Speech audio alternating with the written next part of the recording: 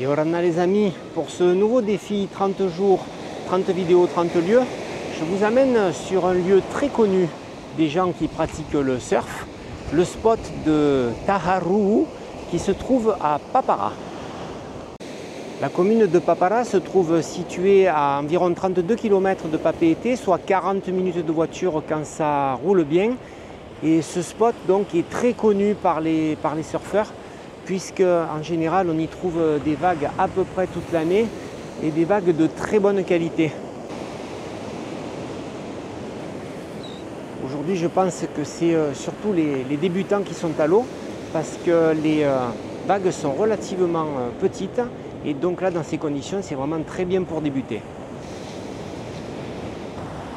La fréquence de vagues y est exceptionnelle.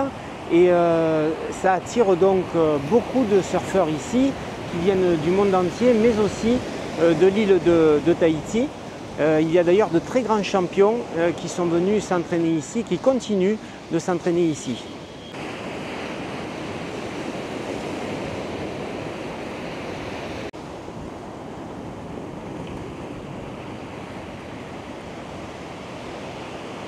Ce sont plutôt des jeunes qui sont à l'eau aujourd'hui. Et je disais tout à l'heure qu'il y avait beaucoup de débutants à l'eau, mais là je viens de voir que quand même il y en a certains qui sont déjà aguerris et qui viennent se tester sur les vagues de Papara. Tout récemment, le spot de Papara a subi des changements notables. Des pluies intenses ont augmenté le débit de la rivière voisine, entraînant une quantité impressionnante de boue dans l'océan. Tout ceci bien sûr pour nous rappeler l'importance de la préservation de l'environnement pour le surf.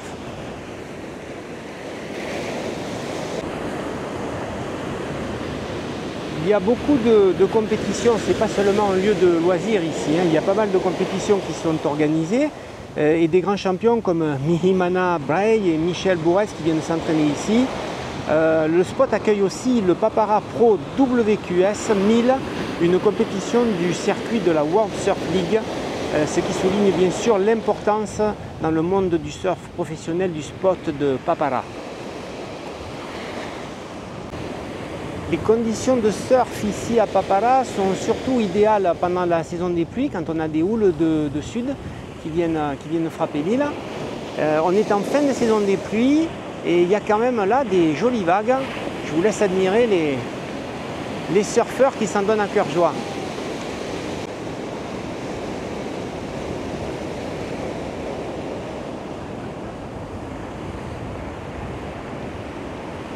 Je vous parlais tout à l'heure de la nécessité bien sûr de préserver le site. Il y a pas mal de personnes qui viennent régulièrement nettoyer le spot.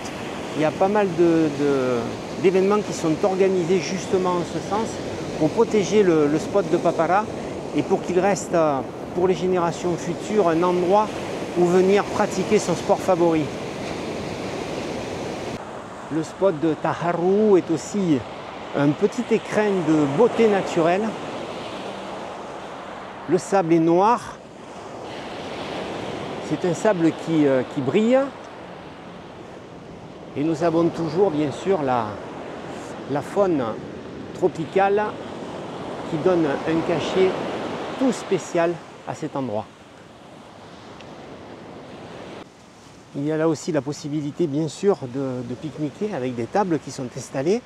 Le parking a une capacité suffisante pour accueillir pas mal de monde. Il y a aussi des installations pour faire du sport. On peut jouer au ballon, comme c'est le cas. Il y a quelques jeunes qui jouent au ballon là, à l'ombre sous un arbre. On peut aussi pratiquer la pétanque puisqu'il y a des terrains qui sont tracés. Il y a un petit filet pour pratiquer le volley aussi.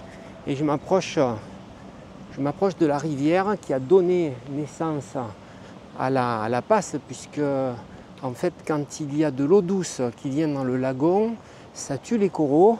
Et quand vous avez donc une grande rivière qui se jette dans le lagon, normalement en face il y a une passe parce que l'eau douce a rongé la barrière de corail.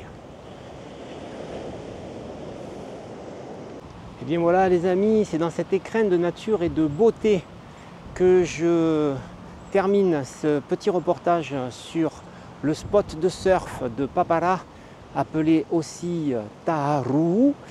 Je vous donne rendez-vous à demain pour un autre défi, 30 jours, 30 vidéos, 30 lieux. D'ici là, passez du bon temps.